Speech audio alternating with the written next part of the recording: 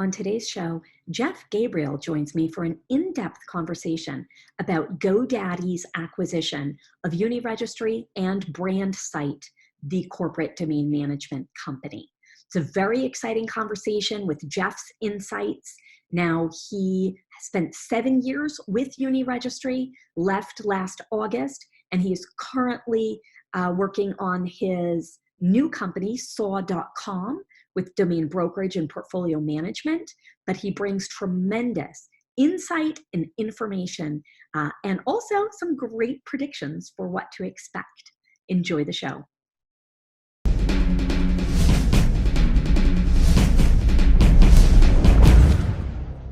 First, serious about online trading?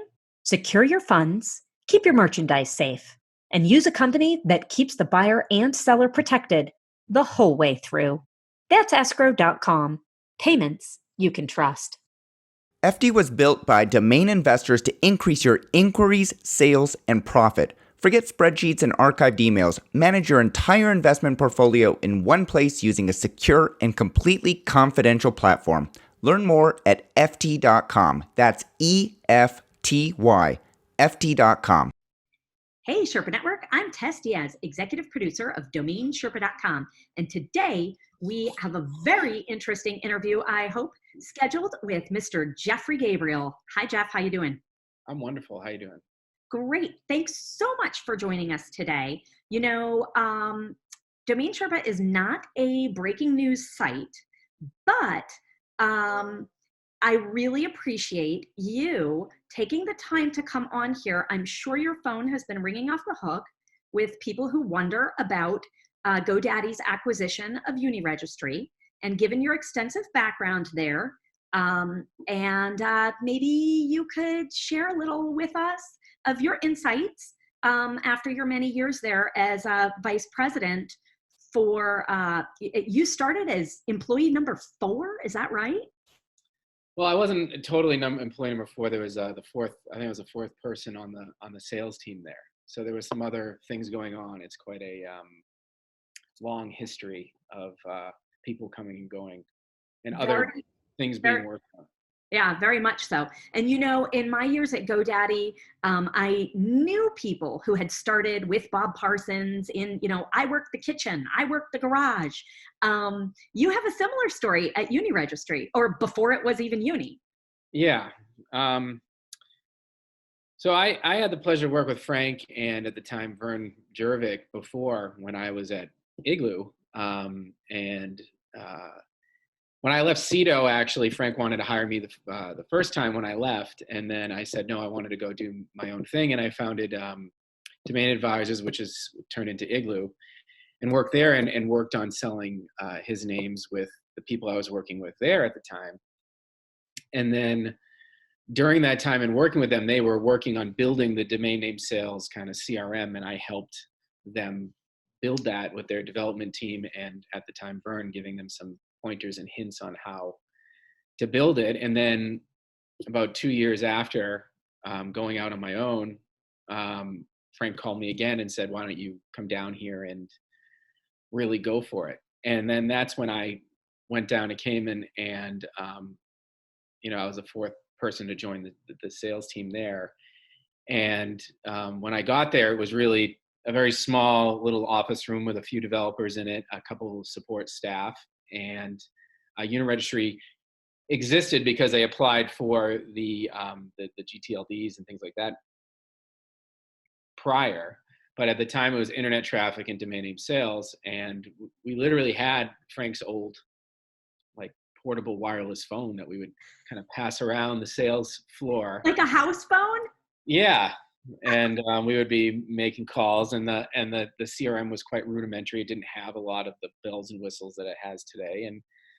And then we built it, not just me, but together as a team with developers and, you know, Dan Adamson was somebody, and all the salespeople together built it up to about 40 people on the sales team. And we went from, I think we did about 8 or 9 million our first year in sales, and then I didn't finish 2019. I left in July, so the year before we did just under 60 million, And I'm guessing they probably did something close to that this year, but I obviously don't have access to those numbers. Wow. I mean, those are staggering numbers.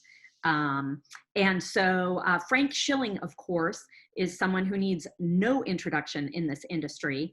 I'm wondering, what was the maximum volume of his portfolio? So this acquisition, it's my understanding, was included 350,000 domains. What do you think was the max volume at any given time, or how much of that portfolio has been sold over the years compared to the percentage that's left? Well, that's kind of a trick question, because there was his portfolio that I believe was about 362,000 names at one point, or 360,000 names, somewhere in that vicinity. In the almost 7 years I was there, we did, I don't really know the number of sales that we did, but I would probably say that we did over 100 million in sales just on his portfolio during the time that I was there. And that's not including the years prior to me getting there. So that takes out a good chunk, but I mean, as Frank did say, that he had enough domain names for 3 lifetimes, and he obviously only has 1. So I wouldn't really necessarily look at the number of names sold. I would probably look at the money that has been extracted, because every portfolio has names that are, lower value or sometimes no value, and then it goes up in segments from there. Yeah. Right?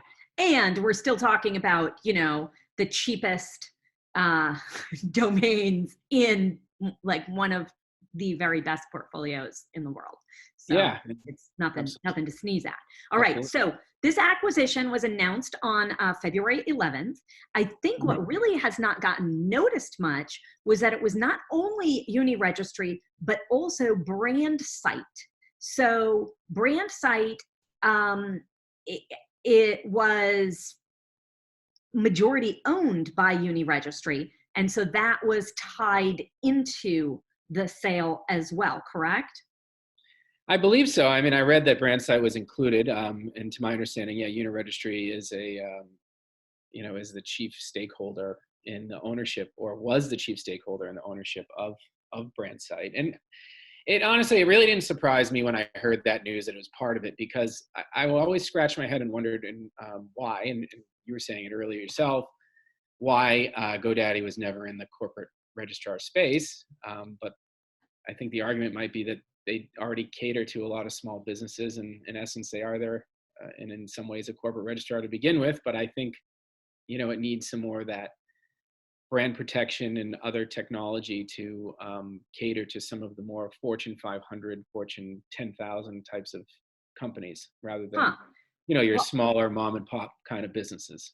I actually have a very strong opinion on that. In my years at GoDaddy, I advocated very strongly, created presentations, pretty much begged GoDaddy to get into the corporate domain management space. But I think that the time is right now. In my opinion, GoDaddy has everything else that they need in place, that they can maturely bring this additional set of products and services, but can truly give it the time that it needs, especially while being owned and operated still as, owned isn't the right word, but operated as Brandsight still. So I think it's, I'm super, super excited about that, but I'm also curious about how that will affect brokers, and we'll talk about that in a bit. I want to jump to this sale. What everybody's dying to know what you think in particular, and I hope you don't mind.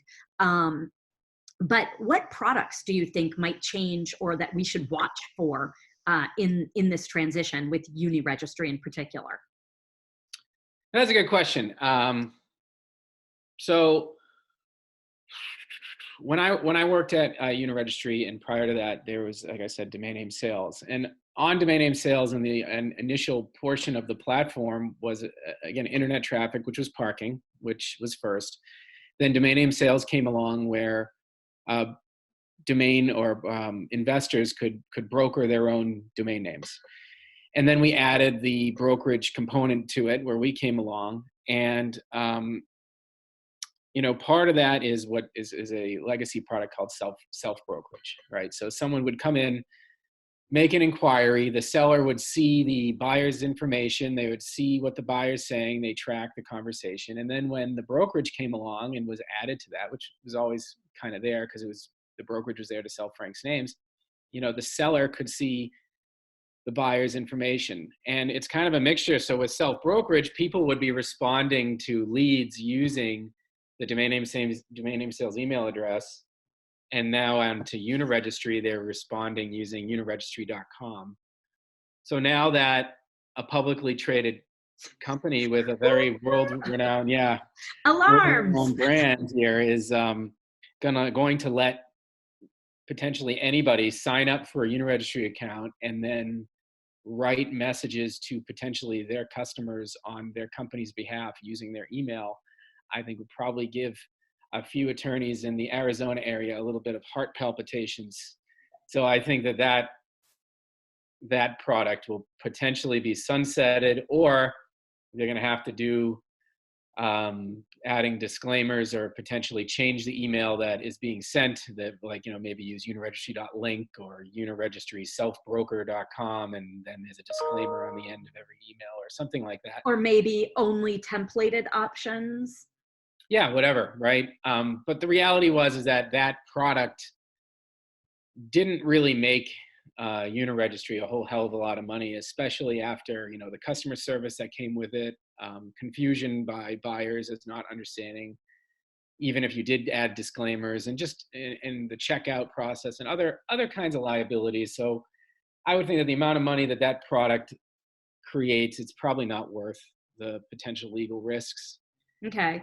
And that makes me wonder in general about privacy as well. The sales folks at UniRegistry could sometimes share some information between a buyer and a seller, right? Well, the domain name sales basis was really sharing the buyer's information with the seller, and the seller could see the communication. And in the beginning of January, there was some updates to the UniRegistry site that limited the amount of communication that the sellers can see, but there's still the option for brokers to show that information to sellers. So I think that, again, going back to privacy issues, and especially if a buyer inquires who is a customer of GoDaddy's, and then that information is shared with a third party, I'm not sure, I'm no lawyer, but I'm not sure the lawyers in Arizona, again, they might get some heartburn over that as well, and they might want to suggest they make changes. And okay, so we'll watch for that change. And those two products really grew out of UniRegistry. I always felt like it was such a like a grassroots sharing. Like Frank needed a CRM for himself and really built this out where other domain investors could share in that investment that he made already. So it makes sense that those were products, but yeah, they'll probably be changing. Well, I think the thing is with it is that when you look at GoDaddy purchasing the Frank's portfolio, putting it into NameFind, and one of the things that allowed Frank to get higher than average sale prices was really the system that we were able to build. And the reality is that between using the UniRegistry app, using the marketplace, and being able to communicate, in the example of Frank, is that a buyer could come in, the broker's working with him, we could look at the communication, submit offers, look at some past offers or inquiries that were made, and make good decisions. I think if leveraged properly by GoDaddy, that they obviously could get some nice gains on their own portfolio, and continue to get great prices on their own on the portfolio they purchased from Frank. Yeah, I agree, and I'm really excited to talk a little more in depth about that. Let's look at any other products you think may change for people to watch out for. So UniRegistry had a nice little payment plan set up. which, there's been a lot of talk. I did an interview a while back with Jeff Sass, really excited to see what he's developing.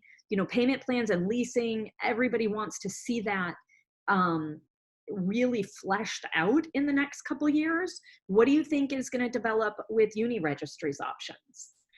I think the thing is with payment plans that a lot of people don't understand, or leasing options, is that our finance department, well, not mine anymore, but when I was at UniRegistry, the finance department, certainly it was a very labor intensive job, and collecting the funds. And then we had people following up on payment plans that were in default. Then you have buyers being confused as to, how to set the name servers and how to do this and how to do that. And it becomes quite labor intensive. And then when you factor in having to pay a salesperson, negotiating the contract, paying the rent, how much margin is really left? And then it gets into, credit card chargebacks, wires, matching them up with the system. It made sense margin wise on really any deal with Frank's portfolio, because you're making 100% of whatever you make. But if you're making 15 or 20% commission, and then you have to pay all that overhead, and have to go back and forth with the terms, and it's quite labor intensive. In the end, it doesn't necessarily make a whole hell of a lot of sense, potentially on a massive scale, right? And then there's other issues that could come up being a publicly traded company with, credit card processing, money transmission, potentially thinking that they might be providing escrow services without a license, or needing licensing and having to deal with different states in the union or in Europe, or, things like that. So, when you're putting 100% of the money in your pocket, it certainly makes sense. But when you're paying out and only getting a small percentage, and you could focus just as much energy and close many more sales that are just cash, it doesn't necessarily. I think that a lot of domain investors were hoping to hear something more positive on that product or service. Like maybe it would, GoDaddy would take that and run with it, or develop a robust, sustainable, leasing or subscription model or something like that. You're holding back a smile there. No, it's not going to happen, folks. I hope they do. I really hope that they do. I think that it could be a major plus for the business, and to create higher than average sales prices, because it gives people that don't have the money the opportunity to pay. Look at credit cards. Look what they did for the economy, right? Or credit in general. So it's the same thing. But again, it is a massive undertaking by multiple departments, potentially spanning different countries, different cultures. It's a lot of work, and different laws and regulations. So I think that they're going to have to sharpen their pencils and really look at that one before they just roll it out. And I think the customers need to understand that it's not just, oh, it's easy. What do you mean? You just collect the money and you hand it out. You guys make all the money, and it's not that simple. So yeah, I think that's on the really GoDaddy platform important to note, because a lot of people have been asking about that, as I've had conversations with different folks in the industry about what they think about this. And so maybe it's just like, 11 years ago, I was saying, all right, GoDaddy, this is the time, but, develop corporate registrar services, corporate domain management services. And it's the time now, and maybe that's something more on further out. Well, I would think that it's not happening with this acquisition today. Possibly. I would think that if there is ever a hope that they're going to do that, they would probably stick their toe in the water and look at, because they're buying a lot of payment plans that are in process by purchasing UniRegistry. So they're going to get the opportunity to see what it's like to have to service them from first person, right? That's one. But then the second part is that, they can do whatever they want and get exotic with their own name find portfolio and see how it works out for them there, and then, expand it out to others. But I just don't think that, this is something you're going to see front and center on GoDaddy as a system, overnight. And I'm not sure how long it's going to stick around on UniRegistry, depending on what they plan to do with the brand and the business. Yeah, and this is all speculation, but I appreciate, Totally. You speculating is a lot more useful than me speculating. Yeah, I mean, in the end, I think the app on UniRegistry on the sales side of thing is great. I think the checkout process when just buying a domain name is pretty smooth on UniRegistry, and I think that can help them with their conversions. The bulk tools on the registrar are great. I hope that they don't get rid of those. I hope that they can, help other customers that own a lot of domains at GoDaddy, and they keep those things on UniRegistry. So there's a lot of great things that they're getting with this purchase, and then a lot of great people that I've gotten to know intimately, living on an island with them or traveling to England to see the people in that office too. I consider them very close friends of mine. Yeah, this is a very high quality acquisition. So there's a rumor that Frank was the first individual to ever have a contract directly with Google for parking. What you have any history or tidbits on that before we talk about their parking?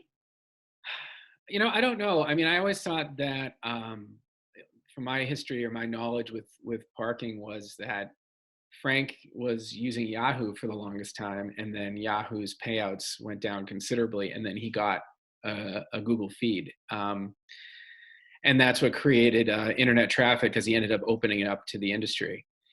But he got his own feed, where normally like someone it's usually a company, like an individual you're talking about. Okay, I thought you were saying like he was the first ever. I thought Cito was the first ever. Okay, possibly, yeah. I mean, that's definitely a possibility, and I'm guessing that GoDaddy owns that parking feed now too. So it's definitely a strange situation where one company owns two feeds, and I wonder if Google is going to let them keep those. I mean, are they going to be separate corporations owned by the same company? I don't know, but who knows what's going to happen with that too. And why is that important? To my understanding, is that, and for what I've seen, I don't think Google is just handing out parking feeds anymore. I think that the ones that are out there, it's kind of, I guess, like liquor licenses. The ones that are out there are there, and after that, I don't think they're making any more, right? I think that's it, unless I'm sure there's some extenuating circumstances that they might offer some. But I don't really see anybody or hearing of anybody looking, starting them and getting a Google feed like you used to. Okay, and I mean, is that going to affect revenues in any way, do you think? Or it's just kind of a technological and historic interesting point? I think you talk to any kind of domain investor who relies on parking to help pay their renewals or to make revenue for their own business, and an elimination of yet another player in the market having another choice is gone, makes it less competitive, potentially less innovation, and it gives, Google might, the trend of parking is going like this. So, it's just a little bit more of a crunch on the market. So, but at the same time, there's opportunity for some of the other players out there. Interesting. Okay, thanks. So what technology is the Uni acquisition bringing to GoDaddy that, I mean, it's so exciting to think about GoDaddy's enormous customer base, the portfolio that they have, what Afternic brings, and then Uni all together. The technology and domain quality and customer base. Where do you think their Uni's technology is really going to shine? I think they're both tools with domainers. I don't think that, I know GoDaddy does offer some of those things, but I just think UniRegistry is a little more user friendly and smoother in that regard. I think that looking at if they take some cues from their sales app, I think that will help get prices in faster when their salespeople are asking their customers for pricing. I think those are two main things right there. I think their CRM is quite good, but I've never had the opportunity to look at Afternic, or the one that they use, so I really can't tell you what they're getting out of that. And then obviously, Frank's portfolio creates a lot of opportunities. Leads and acquisitions are good, and the customer lists and the data. I mean, to have the sales lists, the sellers lists, the names that they own are all really important, is very, very valuable data that, many in this space would probably really like to have. Yeah, agreed. Yeah, very much so. So how about the domain portfolio itself? So the name administration portfolio is over 350,000 domains. What is that going to mean for the aftermarket? Keeping in mind that like when GoDaddy bought Michael Birkin's portfolio, they were really focused on selling it at they were not focused on maximizing every single dollar out of every single sale. They were more focused on growing the domain industry, growing user adoption of, the idea of a valuable premium domain. What do you think this is going to mean with this portfolio and to the market, the aftermarket in particular? I'm lucky that I've had the opportunity in my career in this industry to get to know Mike very well, and I've obviously gotten to know Frank very well. And the thing is that they both had a emotional attachment to their names, to the point where they tell you that, I bought this name the day my daughter was born, or I bought this name, when I did this, or I remember I was with this person at this domain conference and I won this auction against, Frank, or I won it against Mike, or and when you have hundreds of thousands of domains, that's impressive. Yeah, well, I mean, not all of them, but there's an emotional attachment, and there's also the, they don't have to make earnings, they don't have to do anything, and that they're, financially solvent themselves, and they're looking at, what's going on today and making the decisions, right? When it comes to GoDaddy purchasing Frank's portfolio, I would think that they're probably going to separate it into certain buckets. Like there's a portion of Frank's names that have never gotten an interested buyer, ever.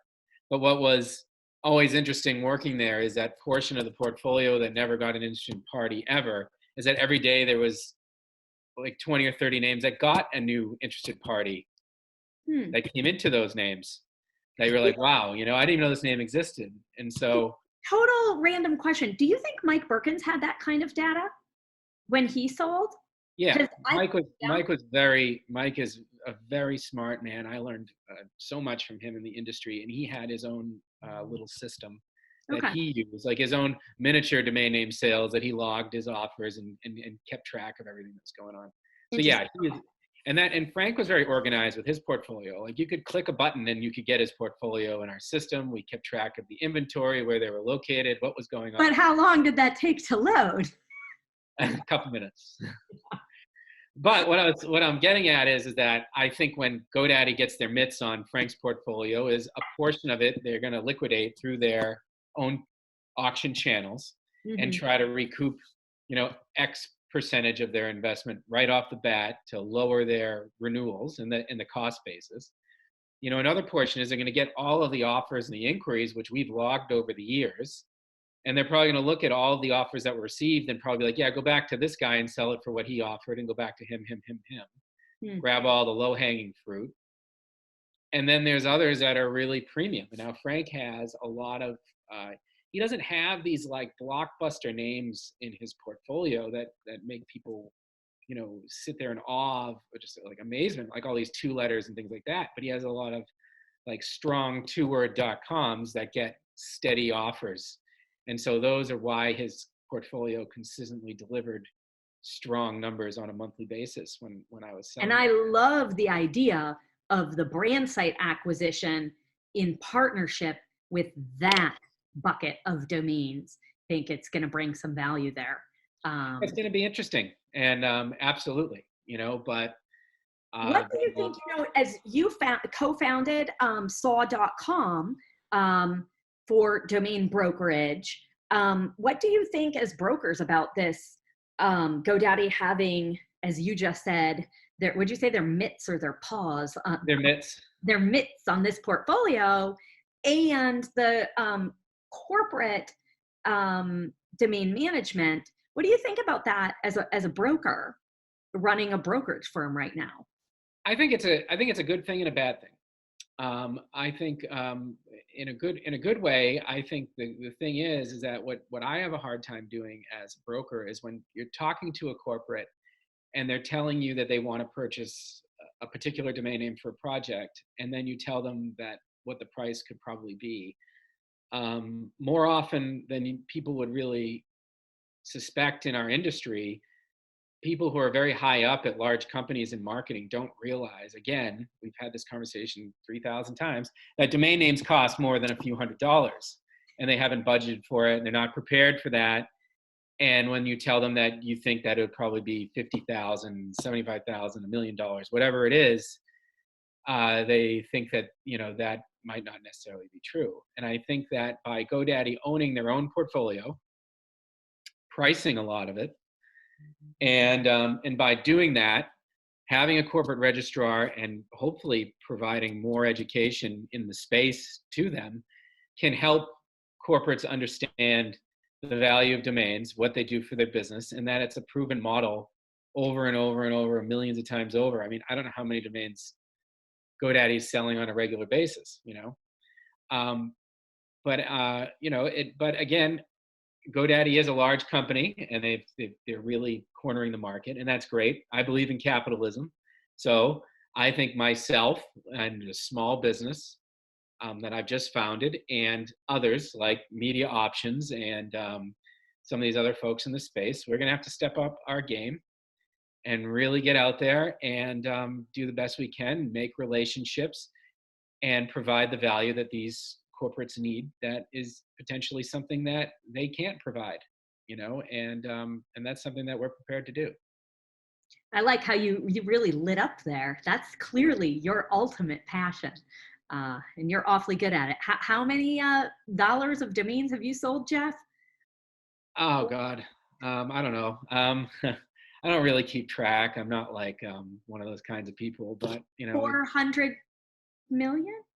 Well, it was 400 was it like if we combine the people that we all work together at SAW. So that's what we've been part of together as a group. That's a lot.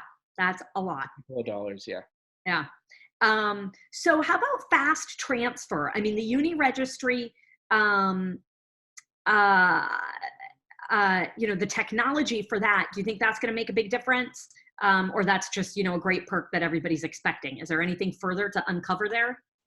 Well, I mean, I think the thing is with that is if you price your names and mark them as buy it now, you certainly will get the value of that network, that it spreads the prices, all around it, a countless number of registrars and other affiliates that they have. A lot of the names that are on UniRegistry and a lot of the sellers that use UniRegistry are most of the time more in the strategy of make me an offer and then I'll give you a price. Mm-hmm.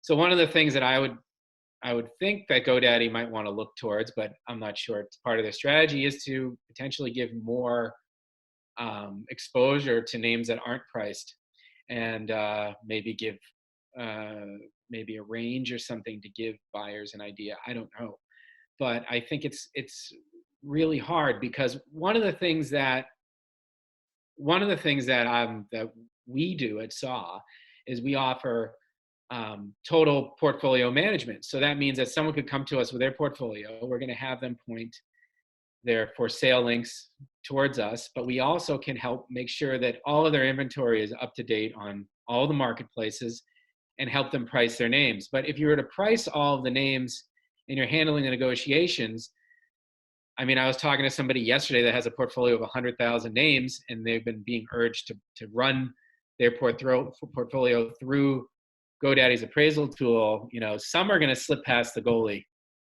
So if you're in fast transfer and you price a .com or a .net or a .org, whatever it is, that should be 25K in the 3K bucket for whatever reason, when that money comes in, it's gone and there's nothing. Sure, you have your ducks in a row. Okay. Yeah. So you just lost potentially, 15, 20 grand, whatever it is. So, you need to be really organized, and you also need to be prepared if it's going to be fast transfer, that if you made a mistake, that's, go cry in your Cheerios. There's probably nothing you can do about it. Right? But you're trading that for more exposure than you had before. So, hopefully it makes up for it in more sales, right? So yeah.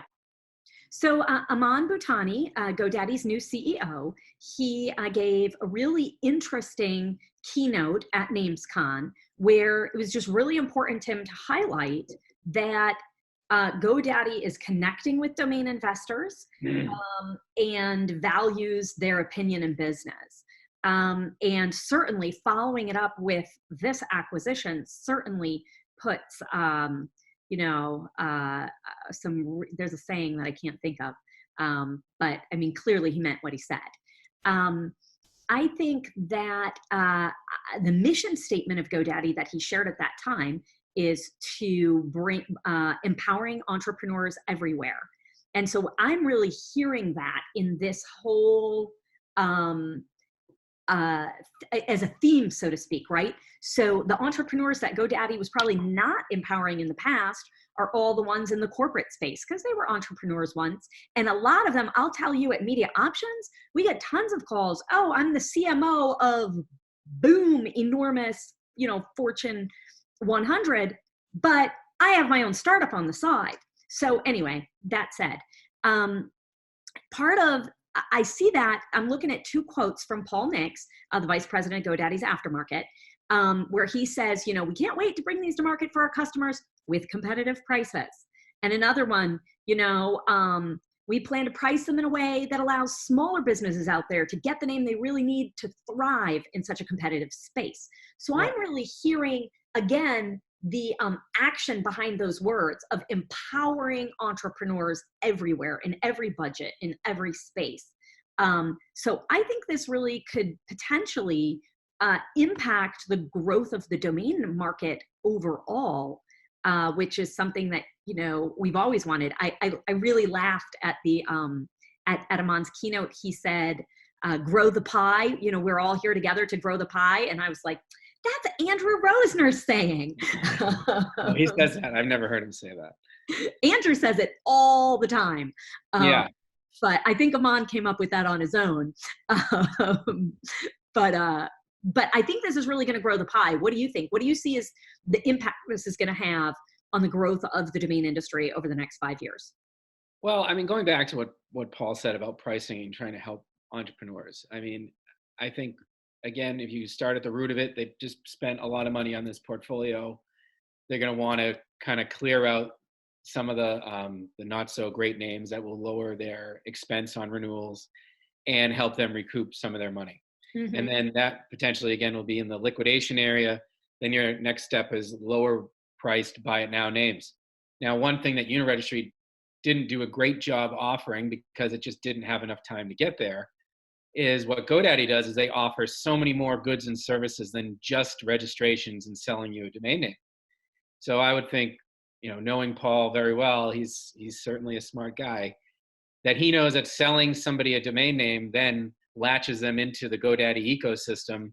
And then that customer is worth a lot more than just that $2,500 sale. So it's better to get the sale for $1,500 and potentially sacrifice $500 or $1,000 and then sell them the website builder, the hosting, the email, the this, the that, and everything else. And then you have a lifetime customer that might leave and then go do that at Wix or go do that somewhere else, right? Yeah. So, it's brilliant and it makes total sense. So they're selling a business in a box and dreams, right? And so, I think I've been to a lot of keynotes in my career in the domain business, but I've also been to other similar styles for other industries and other purposes. And I really liked the way Aman handled himself.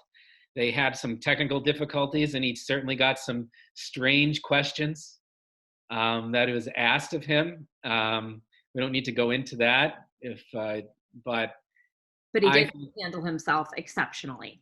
On the fly, I think he was great. He kept a very calm and collected response. I felt that he's a good leader, and I think for the timing and the place that GoDaddy's in right now, I think he's the right guy for the job. And I briefly met him at the GoDaddy meet and greet. He was talking to a lot of people, but he seems like a gentleman and he's an approachable person. And I think they're in a good spot. And hopefully this is the beginning of a lot of great things that everyone in our industry can benefit from. And I think innovation whether it's buying it from somebody or creating it on your own is, like I said before, is going to get all of us to step up and do better. And, and that's something that I want to do. I want to do some innovating. I mean, I've been able to take the experience that I learned at UniRegistry, and in the short time that I've left UniRegistry and built our business, I've been able to look and see and know what the shortcomings were of the UniRegistry CRM and what the bottlenecks were. And I've really been able to start to build this CRM that we have from the ground up, eliminating those bottlenecks and being a lot more efficient. And I think that GoDaddy is smart enough and knows enough to say, these are our shortcomings, and UniRegistry is going to help us overcome those, and us to become a stronger and better product for others. And so it's going to be an exciting year, and it's going to be exciting to see what they do. Yeah, I agree. And thank you for taking this time, but take a minute now. Tell us about a little more that you can about SAW, about what you're doing at SAW.com, about what you have in the pipeline, or any domains you're brokering. Tell us something about what's going on over there with you and Amanda Waltz. And I saw that you recently brought in my neighbor, Brooke Hernandez. Yeah, and Rob Wilson. So there's 4 salespeople now. We have some development going on. We have a writer and some other folks that are working for us as well. What we're really setting out to do is really more of like a total portfolio management, where we help those people with premium portfolios with more of the consultative side of selling. And what we're doing is, for example, you might have saw in the news that we represent the FMA portfolio. So that's Future Media Architects, and they own domains like AI.com, FM.com, Busy.com, Research.com, Archive.com, and many others. And we're not only collecting or representing the inbound leads, but we're taking names out of that portfolio, whether they're the higher end ones like AI or Research or Archive, but some of the lower end ones when we see opportunities to pick up the phone and make calls. And that's something that our competitors aren't really doing, is offering both. And we have a very robust CRM system that allows us to follow up in many different ways to filter out the unqualified and focus on what matters. And the other difference is that, as you brought up before, and others might know in the industry, that Amanda and I have a significant amount of experience. Your neighbor Brooke worked with me at Igloo and has been working with me for almost 10 years. So she's been stuck with me for a long time. And then Rob was a sales manager for 10 years and a salesperson for, 15 or 16 years. And we're all hungry, and we all understand the business, and there's nothing we haven't heard or dealt with before. And the other thing is, we're very nimble. I'll give you an example. One of the things that we didn't bring up here, but UniRegistry has their own way to collect funds through their own checkout. They're also integrated with escrow.com. GoDaddy doesn't use escrow.com, right? And so, we're nimble enough to be able to work with really anybody to clear transactions. We have relationships with, many large companies. And again, we have some great technology that's helping us, and a team that's hungry, that wants to make sales and get out there and make stuff happen. That's really, really exciting. It is. Yeah. Thank you so much for taking all this time. One more question. You are out in Boston, so is Amanda. That's where I'm from. I see all this baseball stuff in the back. Is that baseball, or is it? Oh, talking about this picture? Yeah. That picture is a picture of my grandfather. He's part of the Rotary Club. That was a picture of him when he was the president of it in 1972. Wow. Holding a banner. So it's kind of a large old picture of him, and kind of proud of that. And then you can see over there my Trumpy bear behind my coffee maker. Donald Trump is a teddy bear. So One of my some of my friends in the business always like to tease me. I'm not really a Trump fan, but they all pretend I am, and they send me Trump memorabilia on a pretty regular basis. I get a Wow, lot of I did that not too. know that. Yeah. So Trumpy Bear is usually he used to sit next to me. I used to have a like a chair next to my desk, and Trumpy Bear used to sit at my desk at UniRegistry. So I took him with me upon my departure, and now he's looking over the coffee maker. Hilarious. And what's the deal with the disco ball that was in the UniRegistry corporate office? Why was there one? And do you have one too? Well, the first question back is why not? That's what I want to know is why not? And ours is on back order. It's coming. We're working on it. All right, I'm holding you to that. Next. Absolutely. Actually, we're filming with you again in a couple On days. Tuesday, yeah. So Yeah. we'll see where it is. I'll look at Amazon Amazon. delivers fast, Jeff. Yeah, I know, right? We're not in the Cayman Islands anymore. Yeah, we're working on it. Super cool. Thank you for all your time, your insight, your expertise, Jeff. Really, this was very special to have you on, and I can't wait to see what happens with GoDaddy, UniRegistry, and Brandsight, but also I can't wait to see what happens with saw.com. So I can't either, and thanks for having me. It's a lot of fun to talk about it, and it's going to be, like you said, excited to see what happens. All right, cool. We'll see you in a couple days. All right, thanks. Bye, Jeff.